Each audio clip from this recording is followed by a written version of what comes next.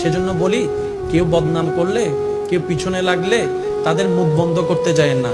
তাদের মুখের হিসাবটা রবের উপর ছেড়ে দিয়ে আপনি 2 আঙ্গুল দিয়ে নিজের কানটা বন্ধ করে ফেলেন।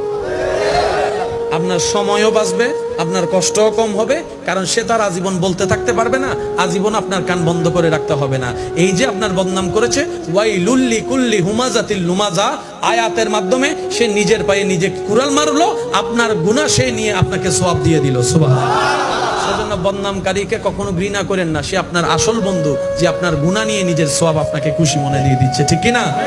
তা আমরা কি মানুষের মুখ বন্ধ করতে যাওয়া ঠিক হবে, নাকি নিজের কান বন্ধ করা? একটু জোরে বলেন তো কি? কারণ নিজের কান বন্ধ করলে নিজের একটা স্বাধীনতা আছে না নাই? কিন্তু আপনি যদি কারোর মুখের মধ্যে আঙ্গুল দিতে যান, তখন আবার গণদুলাই খাওয়ারও একটা সুযোগ। সেজন্য মানুষের মুখ বন্ধ করতে যায়েন না, কিছুক্ষণের জন্য আল্লাহর উপর ধৈর্য ধরে